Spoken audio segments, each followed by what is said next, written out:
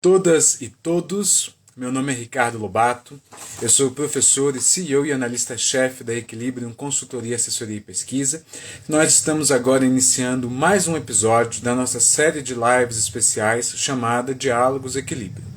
O nosso convidado na live de hoje é o professor José Luiz Oreiro, professor de Economia da Universidade de Brasília, com uma longa carreira dedicada às ciências econômicas e a desenvolver os assuntos relacionados à economia e ao desenvolvimento em si no Brasil.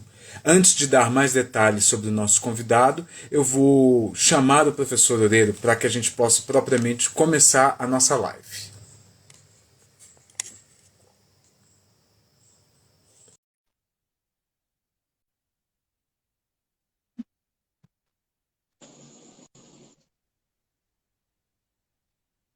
Boa noite, professor.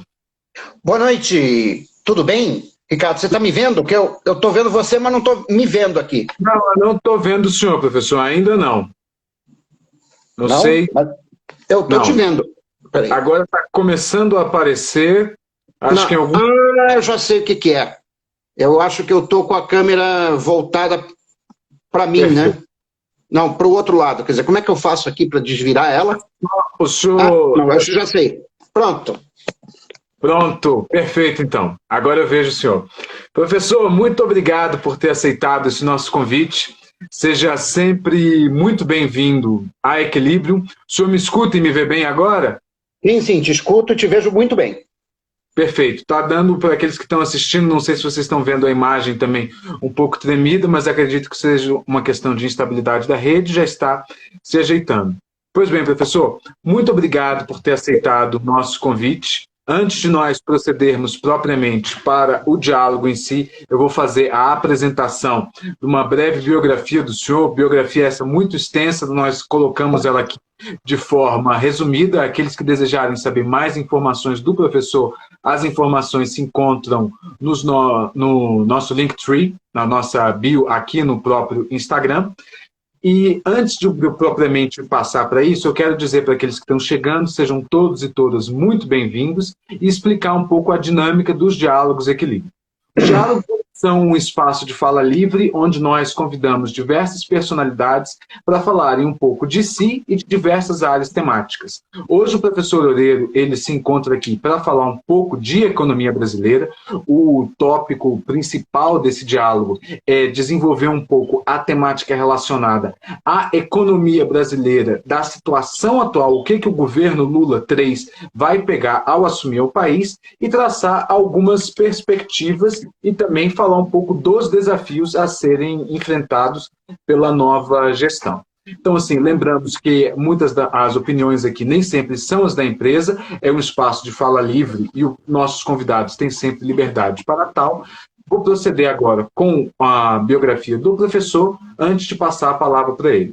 Nosso entrevistado de hoje é formado em Economia pela Universidade Federal do Rio de Janeiro, mestre em Economia pela PUC-Rio e PhD pela UFRJ em Economia da Indústria e da Tecnologia.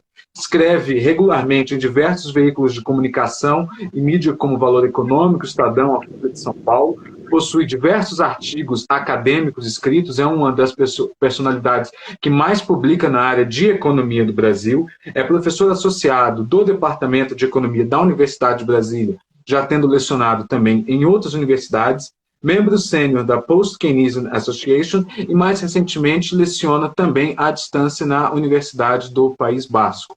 Professor, se o senhor quiser complementar alguma coisa, fique à vontade. Tudo ótimo. Tudo ótimo, obrigado. Perfeito. Então, agora eu vou proceder propriamente para as nossas questões, pois é um tema bem extenso. Lembrando aqui que muito do que nós estamos trazendo foi baseado nas perguntas que nossos assinantes, nossos clientes e os alunos dos cursos da Equilíbrio enviaram, mas eu quero começar então com o professor, já que ele tem tanta expertise na indústria e a sua área de atuação é mais voltada para a macroeconomia do desenvolvimento. Professor, não tem como falar de macroeconomia do desenvolvimento sem falar de indústria. O mundo já discute a indústria 5.0 sem nem ter saído da 4, e nós ainda, como brasileiros, ainda estamos na 2, não chegamos completamente com a transição para a 3, e o Brasil vem se desindustrializando. É um fenômeno mundial, enquanto, por exemplo, a Europa e o próprio Estados Unidos já começam a levar de volta suas indústrias para as suas matrizes e para os países adjacentes no movimento de saída das indústrias da Ásia, o Brasil continua ainda muito aquém da capacidade e, nas federações industriais, o próprio cálculo do que é indústria foi mudado. O senhor é um defensor da reindustrialização brasileira, posso dizer desde sempre. Se nós resgatarmos ainda em 2009 um debate de ideias que o senhor teve com Alexandre Schwartzman, o senhor fala de como esse processo poderia ser revertido, inclusive algumas dessas ideias também estão presentes num artigo que o senhor escreveu com a professora Carmen Feijó em 2010. Pois então eu falo para o senhor aqui assim, começando com essa ideia de indústria. A indústria brasileira dizia-se durante algum tempo que ter um país industrializado era uma questão de luxo. Pois eu começo com uma pergunta bem direta. Hoje em dia, ainda é luxo ou é uma necessidade? Bom, boa noite, Ricardo. Boa noite a todas e todos que estão nos vendo neste momento. Bom, luxo a indústria nunca foi. A indústria é absolutamente necessária para o desenvolvimento econômico. Não existe nenhum caso, repito, nenhum caso de país que alcançou o nível de renda alto que não tenha completado o seu processo de mudança estrutural. O que significa assim, transferir a mão de obra, né, do setor de subsistência, do setor tradicional, para o setor moderno da economia. Quer dizer, o setor moderno da economia é a indústria de transformação e os serviços associados à indústria. Quer dizer, hoje nós estamos aqui falando, né, eu estou diante de um smartphone, que é um aparelho produzido pela indústria, que tem muita tecnologia embutida dentro dela, tem a internet, tem GPS, tem tela sensível ao toque, mas nós também temos serviços associados à indústria. O Instagram, por exemplo, é um serviço associado à indústria. Né? Então, esse é o setor moderno da economia. Então, quando a gente fala de setor moderno, de desenvolvimento econômico, nós estamos falando de você subir na escada tecnológica, né, de o país ser capaz de produzir bens com cada vez maior valor adicionado per capita e mais sofisticados tecnologicamente. Portanto, isso é industrialização. Né? E o Brasil tem ficado para trás. Quer dizer, em 1980, no ano de 1980, o Brasil tinha o parque industrial mais avançado do mundo em desenvolvimento. A produção industrial do Brasil era, no ano de 1980, maior do que a produção industrial combinada da China, da Índia e da Coreia do Sul. Né? Hoje, a nossa indústria ficou para trás. Eu estava, antes da entrevista, estava vendo uma reportagem do Valor Econômico sobre as exportações da China. Quer dizer, esse ano, de janeiro a setembro de 2022, nada mais, nada menos do que 11,42% dos painéis solares exportados pela China foram para o Brasil. Olha, nós temos uma lei, que é a Lei 14.300 de 2022, que incentiva os consumidores, né, por intermédio, né, de subsídios, né, tarifários até 2045, de colocar painéis solares nas suas casas e solicitar, até o dia 6 de janeiro de 2023, o acesso à rede concessionária. Né? Bom, muito bem, essa política aqui é correta, né, porque é uma política que vai no caminho, né, de você descarbonizar a economia, né, de você produzir, ter fontes limpas de energia. Ela não teve associada a ela uma política de promoção da produção de painéis solares no Brasil. Ou seja, nós estamos usando subsídios tarifários. Olha que maluquice.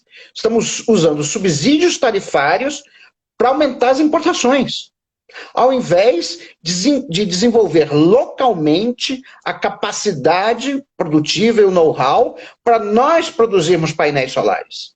Quer dizer, isso é um completo desperdício. Quer dizer, a transição energética, né, para uma economia de baixo carbono, ela abre uma avenida de possibilidades para reindustrializar o país. E o Brasil está simplesmente desperdiçando, como é o caso dessa Lei 14.300/2022. Perfeito. É interessante quando a gente coloca dessa forma, né, professor? Porque a gente pensa, quando o senhor fala assim que nenhum país se desenvolveu, a gente pensa mesmo, o senhor mesmo citou o exemplo da China, mas se a gente olhar, né, por exemplo, trazendo para a dualidade do que foi o mundo da Guerra Fria, né, lembrando inclusive que hoje, 9 de novembro, é a queda do Muro de Berlim, né, assim, alguns amigos alemães pediram para lembrar isso daí, essa data, esse marco importante, então a gente coloca aqui também no nosso diálogo, mas dos dois lados, os países que se desenvolveram foram aqueles que abraçaram o projeto industrial. Né? Se a gente pensa o que era a Rússia quando Stalin assume, o que era a Rússia na Segunda Guerra Mundial, foi graças ao sucesso da indústria que o país pôde se desenvolver, em grande parte lutar e vencer a guerra, assim como do outro lado do Atlântico, os Estados Unidos com o boom dado à indústria depois das políticas do New Deal do Roosevelt. E aqui no Brasil a gente continua, né, nessa forma. Eu vou pegar esse gancho e vou trazer para o segundo questionamento de hoje, que muita gente está perguntando dessa transição de governo, da equipe econômica. Eu não quero entrar em detalhes tão pequenos assim, mas eu queria que o senhor comentasse um pouco sobre a transição em si, sobre o que pode significar para o novo governo, o que pode ser feito no sentido de um fomento à política industrial brasileira, e que o senhor falasse também de uma outra questão que se tornou, vamos utilizar o vocabulário correto, né, se tornou um grande tabu, porque todos comentam, mas ninguém sabe exatamente o que é, as pessoas têm medo de falar, que é o teto de gastos. Muita gente fica com esse fura-teto, fala isso, fala aquilo, mas isso vai furar o teto, sem nem saber o que o teto é em si. Então eu queria que o senhor, na explicação, também falasse um pouquinho do que é o teto de gastos e do que deve acontecer com ele daqui para frente. Bom, a transição começou, na verdade, na semana passada, né?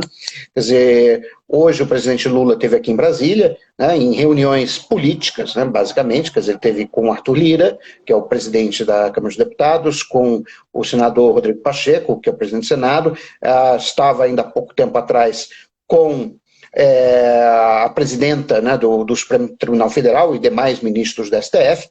Quer dizer, eu acho que essa primeira fase da transição é a gente voltar a uma normalidade, tá? Um estado de normalidade que, assim, ninguém aguentava mais o clima horroroso que estava no Brasil, de conflito toda hora. A gente ainda tem, né, a gente vê essas manifestações antidemocráticas em diversas cidades, mas que, graças a Deus, já estão perdendo fôlego, né?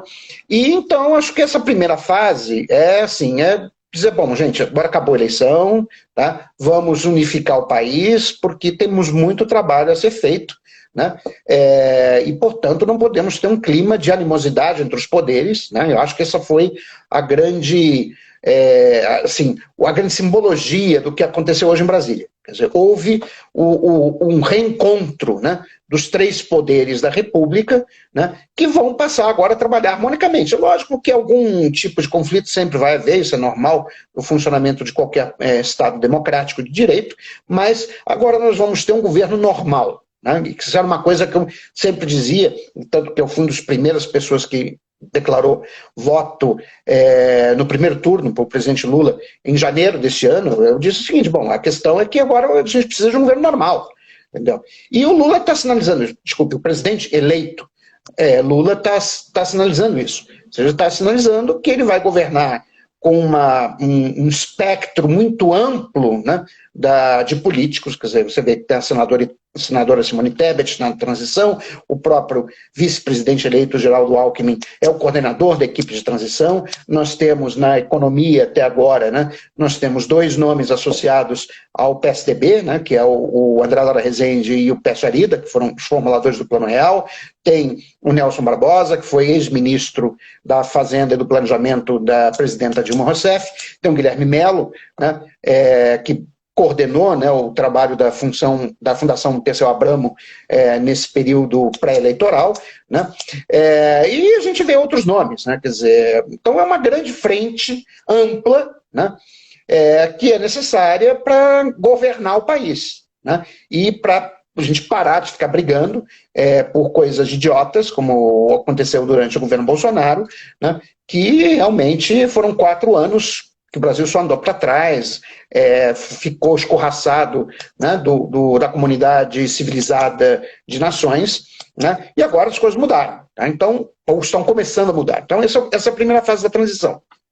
Bom, nessa fase da transição, em termos econômicos, na verdade, são 3 prioridades. Quer dizer, o presidente Lula prometeu, durante a campanha, que ele manteria o Auxílio Brasil em R$ 600, tá? Coisa que não está prevista na lei orçamentária anual que foi votada e aprovada pelo governo Bolsonaro. Então, o que acontece? Aí que entra o teto de gastos, né? Pela PEC chamada Kamikaze, tá?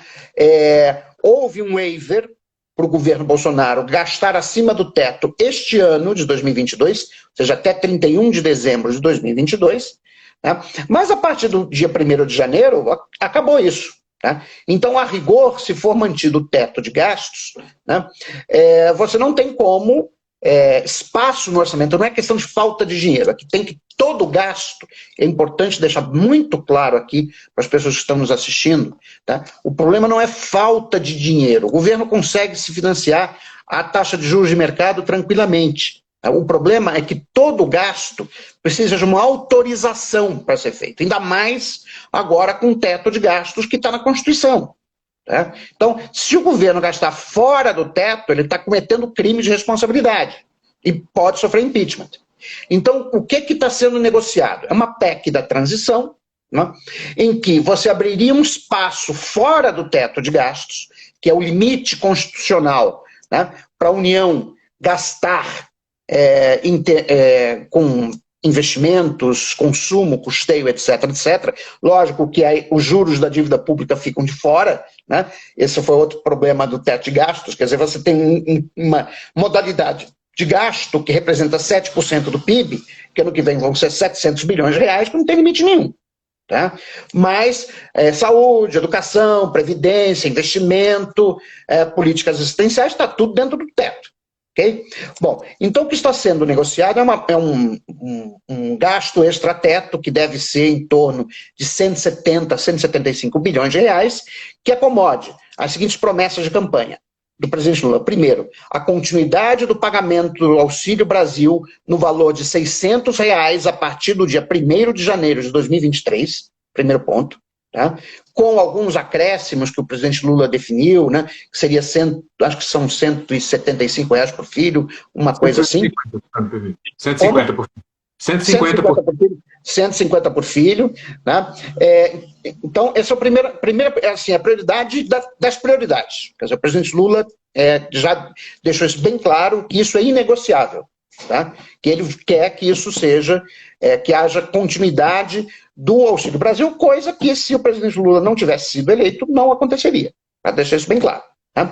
Bom, a segunda coisa, tá, é a recomposição do orçamento do programa Farmácia Popular, que foi reduzido em 60%. Eu hoje, inclusive, estive no gabinete da senadora Zoraia Maia, né, do Rio Grande do Norte, quer dizer, ela esteve me contando que esse ano de 2022, e principalmente depois, né, da redução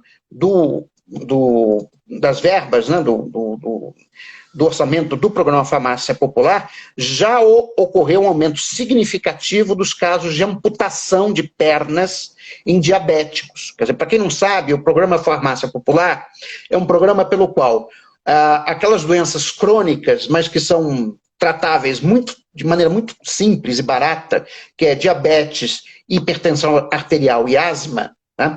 Você tendo uma receita, você pode chegar numa farmácia em qualquer lugar do Brasil e conseguir esse medicamento de graça.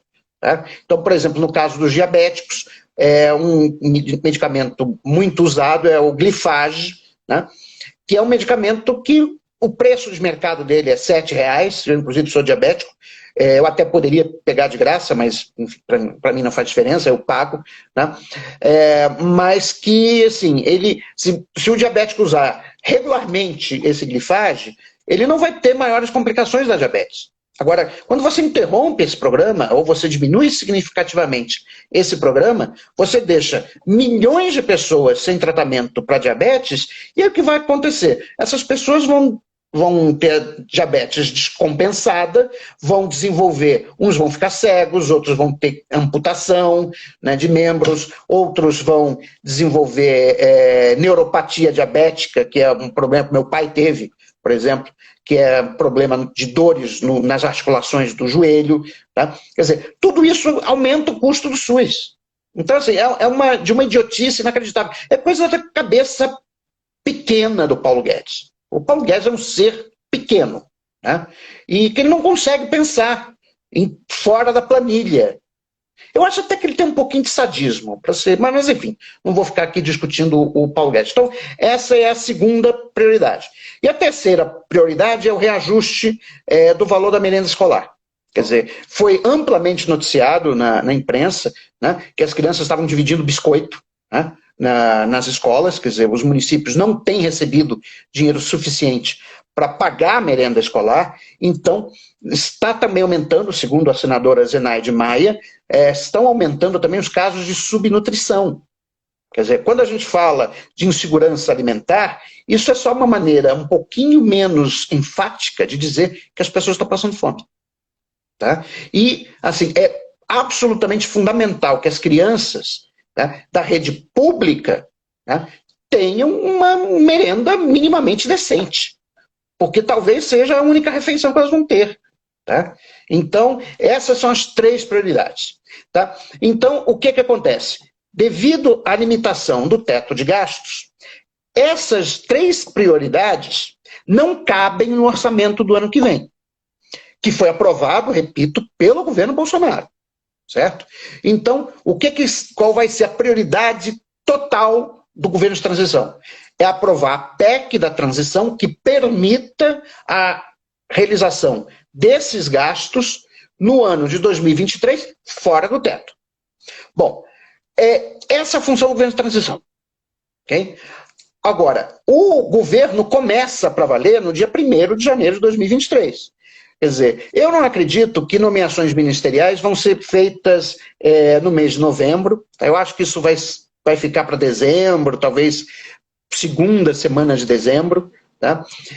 E aí o governo vai ter que discutir qual vai ser a sua política econômica. Uma coisa é a transição, como eu te falei. Essa transição é assegurar essas três promessas de campanha, que além de serem promessas do presidente Lula, são coisas absolutamente necessárias para impedir um aumento considerável da fome e da miséria no país, no início de 2023. Tá? Então, assim, eu acho que isso aí não vai ter grande problema, vai passar tranquilamente, tanto na Câmara dos Deputados como no Senado Federal, não vai haver, vai ter um outro maluco do Partido Novo que vai ser contra, mas isso aí, enfim, isso aí eles vão ficar isolados. Né? Bom, mas então, a partir do ano que vem, o governo vai ter que definir uma série de coisas, entre elas qual vai ser a sua política fiscal. Tá? Quer dizer, eu acredito que existe um consenso, não só entre os economistas do PT, mas entre gente que também não é do PT. Tá? Eu vi, inclusive, o Felipe Salto, né, que agora é o secretário, né, de Finanças do Estado de São Paulo, foi ex-diretor da Instituição Fiscal Independente, ele dizer, olha, o teto já foi acabado há muito tempo. Quer dizer, quem acabou com o teto foi o governo Bolsonaro. O que a gente tem que definir é uma nova regra fiscal. Porque, veja bem, não tem problema do governo, num determinado ano, gastar mais do que gastou no ano passado, por uma série de questões como essa, que eu estou te colocando, né? Mas você tem que ter uma previsibilidade, você tem que dar alguma previsibilidade, né, para os agentes econômicos não acharem que o governo vai gastar como se não houvesse amanhã. Tá? Como foi o caso do governo Bolsonaro no ano de 2022, que de fato, nos 3 meses que antecederam a eleição, ele gastou como se não houvesse amanhã, porque queria comprar a eleição de qualquer jeito. Tá? Mas, então é importante definir uma regra fiscal. Quer dizer, as discussões que eu tenho escutado, basicamente são duas. Quer dizer, a primeira seria a introdução de uma meta de superávit primário estrutural, ou seja, você voltaria à meta de superávit primário dos anos FHC e Lula 1 e 2, só que agora ajustado pelo estado do ciclo econômico. Tá? Então, essa seria Por que isso é importante? Quer dizer, essa regra de resultado primário ajustado pelo ciclo econômico, ela consegue compatibilizar duas coisas. Em primeiro lugar, ela dá uma previsibilidade, ou seja, você define uma meta de superávit primário estrutural, que no médio e longo prazo vai gerar uma queda da relação dívida pública-PIB. Mas no curto prazo, deixa o Poder Executivo com os graus de liberdade necessários para, por exemplo, aumentar o investimento público, porque a economia está crescendo pouco, ou para aumentar os gastos assistenciais, porque tem muita gente passando fome, esse tipo de coisa. Então, ela é uma regra que, do ponto de vista teórico, é perfeita. Tá? Qual é a complicação dela? A complicação dela é justamente você definir o que é o resultado primário estrutural de pleno emprego. Porque, embora conceitualmente seja muito fácil de definir, na prática, para calcular, é complicado, porque implica em cálculos de produto potencial, aí cada um calcula produto potencial do jeito que quiser. A minha solução, eu já propus, seria você encarregar 3 instituições diferentes para fazer o cálculo do produto potencial e aí tirar a média. Né? Essas instituições são o Banco Central do Brasil, né? O IPEA, tá? E a Secretaria de Política Econômica. A Secretaria de Política Econômica já faz, desde a época do Manuel Pires, tá? No governo Dilma, já faz o cálculo do resultado primário estrutural. É só acessar o site, quem estiver interessado, o site do Ministério, do atual Ministério da Economia, que vai ser dissolvido, né? Bom, isso não é nenhum segredo, todo mundo sabe, né? E vocês vão ver lá o cálculo, a metodologia de cálculo do resultado primário estrutural. Então, assim, para aumentar a transparência, né, dessa regra fiscal, uma solução seria calcular por 3 métodos diferentes, 3 instituições diferentes, e aí você tira a média para valer na lei orçamentária anual. Bom, isso é uma discussão. Uma regra fiscal possível. Uma outra regra que tem sido proposta é a regra de limite da dívida, que na verdade é uma reedição de um projeto de resolução do Senado, do senador José Serra, de 2015. Tá? Quer dizer, a ideia é você estabelecer um limite da dívida no médio e longo prazo, não é um limite da dívida para cada ano. Tá? Você estabelecer um limite da dívida, por exemplo, para um período de... No projeto original do senador José Serra, era de 15 anos. Tá? E com várias cláusulas de escape, quer dizer, no projeto original do senador José Serra, quer dizer, previa que se a economia crescesse menos do que 1% ao ano, então você podia adiar o prazo de convergência, enfim. Então, era um projeto que eu, na época, apoiei, inclusive tem um artigo meu no Valor dizendo isso, tá? Que eu acho que também é uma regra fiscal que ela tem a vantagem, ela tem 2 vantagens. Primeiro, ela é simples de comunicar, certo? E segundo, de que você está definindo a meta fiscal, ou a regra fiscal, em torno da variável que realmente é importante, que é a relação dívida pública-PIB. Ou seja, no final das contas, o que a gente quer, né, é que a política fiscal não seja descompensada e leve a um aumento insustentável do endividamento público. É só essa amarra que você precisa. Você não precisa ficar amarrando as mãos do governo, dizendo, não, você tem teto de gasto, não pode gastar mais isso que aquilo. Não interessa. Quer dizer, a vantagem da regra de limite da dívida é que ela não impõe nenhum tipo de escolha para o Poder Executivo no sentido de como ele vai alcançar essa meta. Então ele pode alcançar controlando despesa, pode alcançar aumentando impostos, pode ser por uma combinação convexa dessas 2 coisas. Mas eu particularmente sou bastante assim, favorável a uma adoção de uma meta de endividamento de longo prazo, não de curto.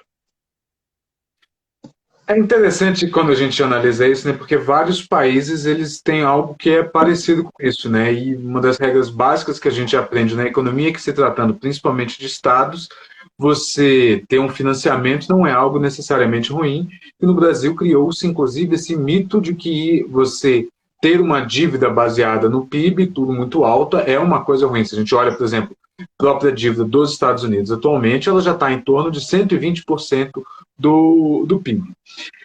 Feito esse comentário, eu queria trazer a discussão um pouco para falar com o trabalhador, né? Assim, muitas das pessoas têm procurado a gente querendo saber, entender essa questão do salário mínimo, e eu consigo, inclusive, delimitar um time nisso. Assim, durante toda a campanha, o agora presidente eleito Lula, ele veio falando da recomposição do salário mínimo acima da inflação, algo que não aconteceu nos últimos 4 anos, e no último debate entre os à época presidenciáveis, o presidente Bolsonaro ele soltou que o salário mínimo seria de R$ 1.400, algo que nem sua equipe econômica estava sabendo, algo que, digamos assim, saiu na hora do debate.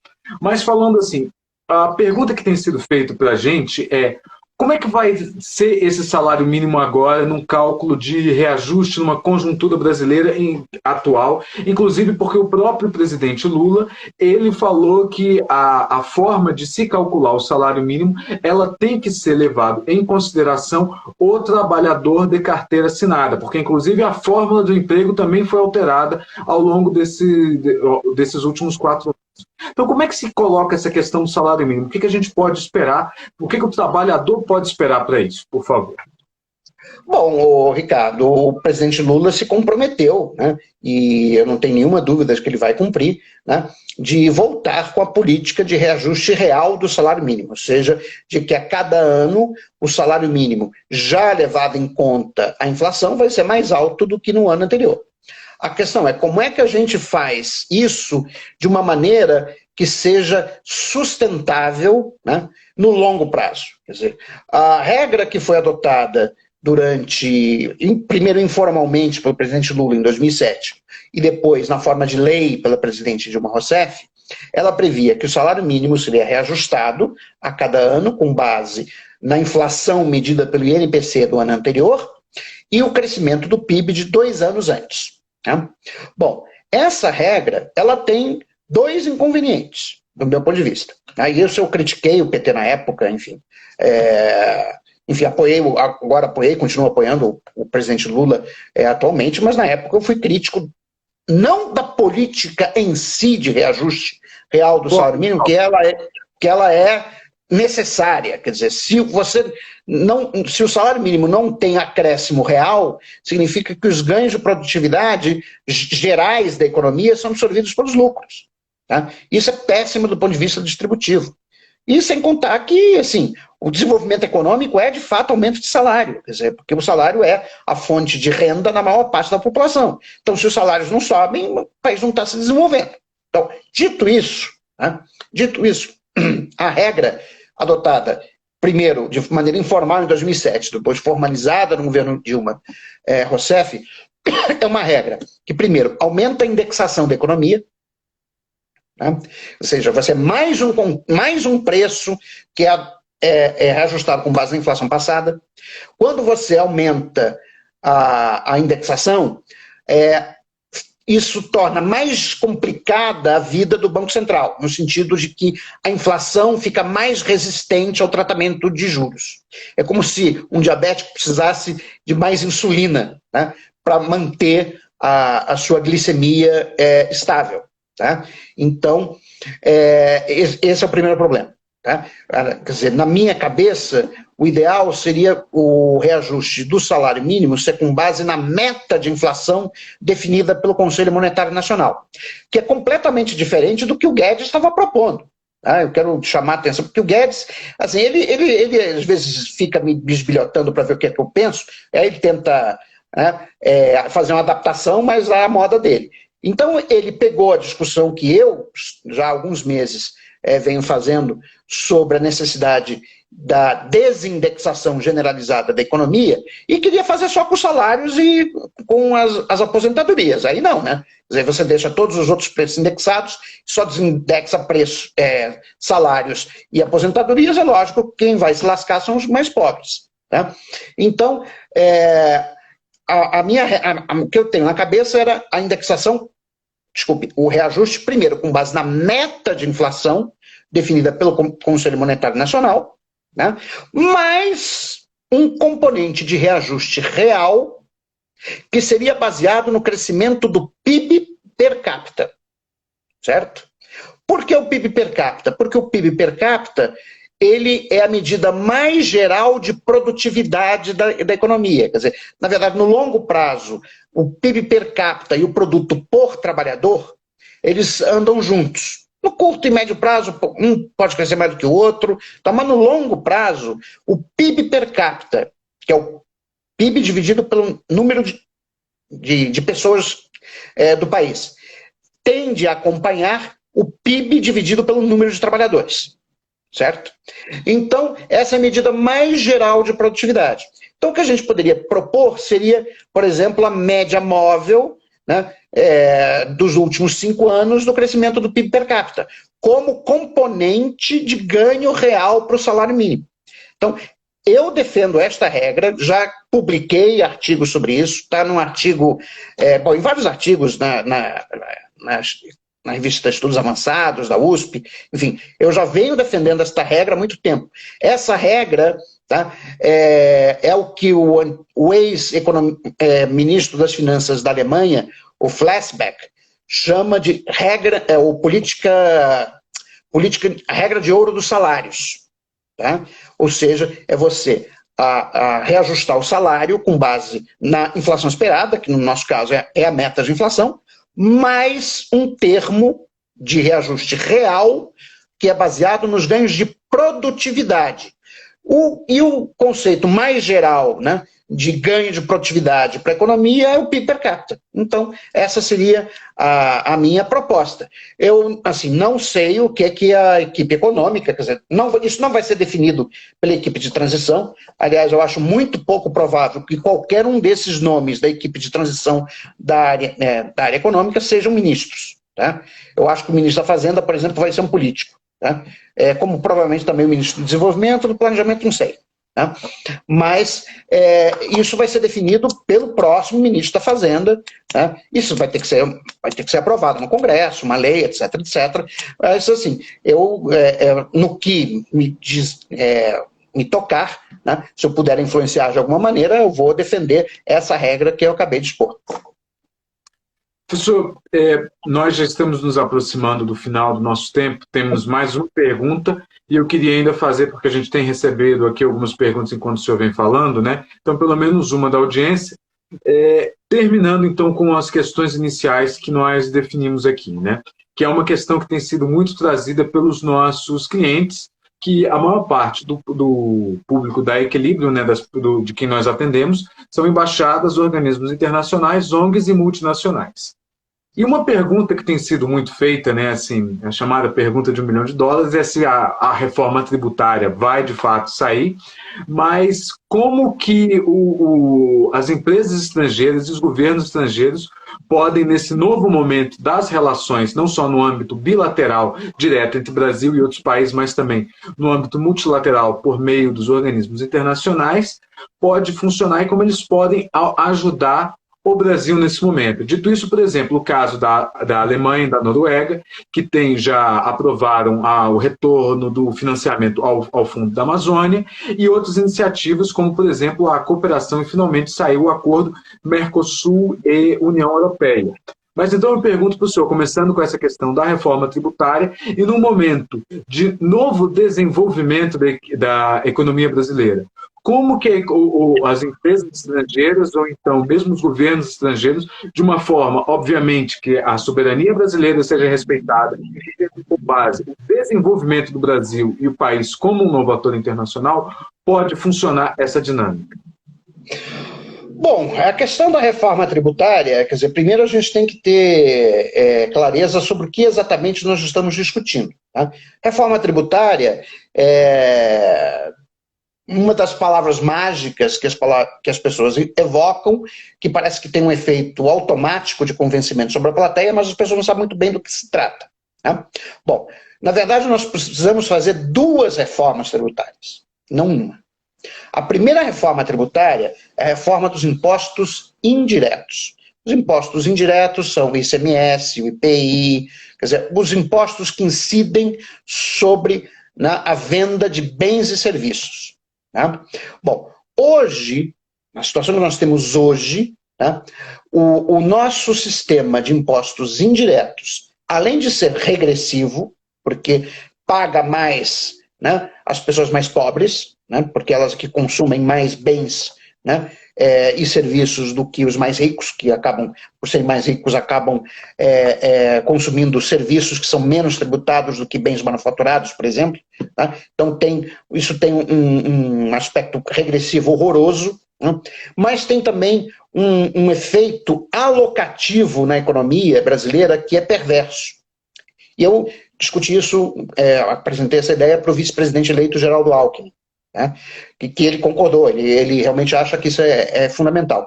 Quando a gente olha a alocação da carga de impostos indiretos entre setores de atividade econômica, e aí nós estamos pensando no setor primário, que não é exatamente o agronegócio, porque o agronegócio tem indústria também, tá? Mas o setor primário, que é agricultura, mineração e pecuária, né? O setor secundário, que é a indústria. A indústria tem a indústria de transformação, tem a indústria de construção civil e tem a indústria de mineração e tem a indústria de serviços públicos, né? Serviços de utilidade pública, por exemplo, produção de energia elétrica. Né?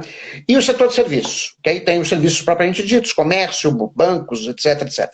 Então, quando a gente olha a alocação da carga de impostos indiretos, praticamente metade dos impostos indiretos incide sobre a indústria. Né?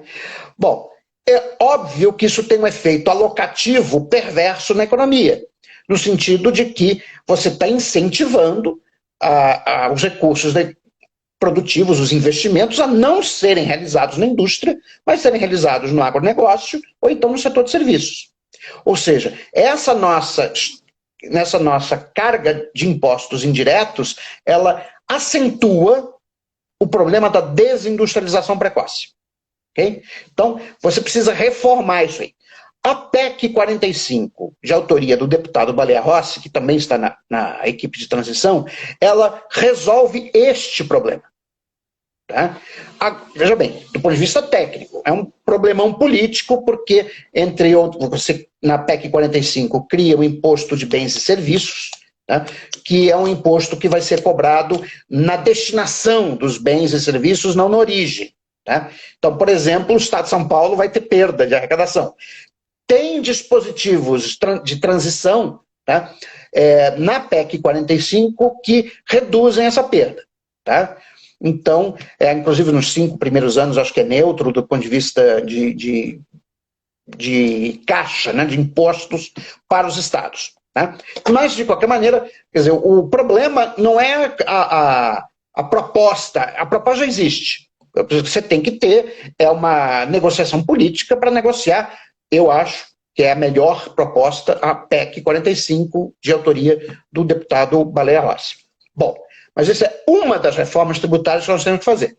Tem uma segunda reforma tributária, que é com os impostos diretos. E aí, basicamente, o imposto de renda. É aí que entra, por exemplo, a proposta do presidente Lula, tá? Que não deve ser aprovada agora, na transição, tá? Porque não dá tempo hábil para isso. Quer dizer, você tem que aprovar a PEC da transição até o dia 15 de dezembro, tá? Mas que é, primeiro, elevar, né, o limite de isenção do imposto de renda para R$5.000. Isso é uma promessa do presidente Lula. Tá? Porque, de fato, o que tem acontecido nos últimos anos, principalmente no governo Temer e no governo Bolsonaro, é que esses governos não reajustaram a tabela do imposto de renda e, portanto, a inflação foi jogando as pessoas para a alíquota de imposto de renda cada vez mais alta. Quer dizer, hoje em dia, trabalhador que ganha 2 salários mínimos já paga imposto de renda. Tá? Então, aumentando o limite de isenção, o que você está simplesmente fazendo não é fazendo populismo. Na verdade, você está fazendo o correto. Você vai eliminar o imposto inflacionário como fonte de financiamento do gasto do governo. Isso aqui é importante chamar atenção. Isso não é populismo. Tá? Populismo é você fazer o gasto e deixar a inflação depois para financiar o gasto. Isso é errado, porque é o mais pobre que paga. Certo? Então, esse é o primeiro ponto. Você tem que reajustar a tabela do imposto de renda. O presidente Lula já se comprometeu com um limite de R$5.000 de isenção. Eu acho perfeito. Mas temos que ir além disso. Porque se você só faz isso, Quer dizer, nessa reunião que eu estava hoje com a senadora Zenaide Maia, tinha 2 prefeitos do Rio Grande do Norte dizendo, pô, mas se aumentar o limite de isenção, aí é que os municípios não vão ter dinheiro mesmo, porque já perderam dinheiro por conta da redução do ICMS, e agora o fundo de participação dos municípios tem uma parte que é dinheiro do imposto de renda. Se você aumenta o limite de isenção e não faz mais nada, você diminui o volume arrecadado de imposto de renda e vai sobrar menos para os municípios, aí que eles vão quebrar mesmo. Né? Bom, então não pode ser só isso. Tá? O que você tem que fazer? Bom, você tem que criar uma alíquota, uma nova alíquota de imposto de renda, tá? Para pegar as pessoas que têm renda mais alta. Eu proponho, mas isso é sujeito a uma análise técnica mais aprofundada, que seja uma alíquota de 35% para quem ganha acima de 30 mil reais. Tá? Quer dizer, hoje em dia, a maior alíquota de imposto de renda é de 27,5%. E, assim, começa a pagar 27,5%, quem ganha 5.500 reais por mês, já está pagando 27,5%. Então, entre 27,5% e a maior remuneração do setor público, que é de ministro do Supremo Tribunal Federal, que é 40 mil, a alíquota é exatamente a mesma. Então, olha que maluquice. Quer dizer, quem ganha 20, quem ganha 30, quem ganha 35 e ganha 40, paga a mesma alíquota do imposto de renda do que quem ganha 5.500 por mês. Tá? Isso não faz sentido. Tá? Você tem que criar uma nova alíquota de imposto de renda para pegar as pessoas de salários mais altos, aí de renda, né, mensal de 30 mil reais por mês, na minha proposta original. Tá? Mas, além disso, você precisa acabar com essa jabuticaba que existe no Brasil, que é a inexistência de imposto de renda sobre lucros e dividendos distribuídos. Quer dizer, como já disse várias vezes o ex-candidato Ciro Gomes, né, só o Brasil e a Estônia, né, têm essa jabuticaba, né, essa excrescência de não tributar lucros e dividendos distribuídos. Isso tem que mudar. Tá? É lógico que para introduzir o imposto de renda sobre lucros e dividendos distribuídos, você vai ter que ajustar um pouquinho a alíquota do imposto de renda na pessoa jurídica, tá? Porque senão vai ficar uma carga de imposto de renda insuportável. Então, você vai ter que fazer talvez uma redução da alíquota do imposto de renda de pessoa jurídica para uns 21%, que é a média internacional. Isso não estou tirando da minha cabeça. Tá? Isso é a média internacional de alíquota de imposto de renda de pessoa jurídica. E aí, tributar os lucros e dividendos distribuídos pela mesma tabela do imposto de renda de pessoa física. Porque aí você vai tributar a pessoa física. Okay? Não vai ser mais a jurídica. Então, você vai usar a mesma tabela, tá, porque uma coisa que tem que ter equidade horizontal. Ou seja, não importa qual é a fonte de renda. Se for a mesma renda tem que pagar a mesma alíquota de imposto. Hoje isso não acontece no Brasil. Se você ganha 40 mil reais de salário, ou se você ganha 40 mil reais de lucro, os 40 mil reais de lucro, se for lucro e dividendo distribuído, paga 0 de imposto de renda. Enquanto que os 40 mil reais na forma de salário paga uma alíquota de 27,5% de imposto de renda. Perfeito. Perfeito. Terminando aqui, professor, e colocando a nossa questão da nossa audiência, surgiram várias perguntas, mas um tema ele tem sido predominante, que é a situação do câmbio, né? Nós temos um câmbio hoje que ele está contando principalmente o dólar dos Estados Unidos. Ele se encontra acima de R$5 por dólar, e a maior parte dos questionamentos é no sentido, primeiro, se nós podemos esperar agora, baseado já numa expectativa de mercado, como temos visto que ele vem sendo reduzido nos últimos dias, mas se é que o câmbio fixo seria uma saída viável para conter a alta do dólar. E uma outra pergunta, colocando aqui junto, é no que consistiu essa alta que nós vimos nos últimos meses. Bom, vamos lá. 2 pontos. Quer dizer, primeiro que eu sou terminantemente contra o regime de câmbio fixo. Tá? O regime de câmbio fixo foi muito usado nos países em desenvolvimento nos anos 90 e deu errado, em tudo que foi lugar do mundo. Tá? Então, eu sou absolutamente contra o regime de câmbio fixo. Quer dizer, a gente vai ter um câmbio razoável do ponto de vista da competitividade internacional quando nós tivermos uma taxa de juros mais baixa. Quer dizer, então, eu acho que a questão fundamental é o Brasil ter uma taxa de juros que seja compatível com o nível internacional. Ou seja, que é a taxa de juros americana mais o prêmio de risco país. Tá? Quer dizer, hoje a gente está com uma taxa de juros de 13,75, né? 13,75. Se a gente pegar a taxa de juros americana de curto prazo, ela está, acho que mais ou menos em torno de 3%, a Fed Funds Rate. Você pega o prêmio de risco país, medido pelo MBI Plus, ele está mais ou menos em, vou botar 300 base points. Né? Quando você soma isso, a nossa Selic deveria ser de 6%. Ela está em 13,75%. Quer dizer, o câmbio só não afundou devido a esse enorme diferencial de juros, devido ao Bolsonaro. Porque ninguém quer saber do Brasil. Tá? Eu acho que, a partir do momento que nós tivermos o presidente Lula governando, a tendência vai ser de queda do dólar.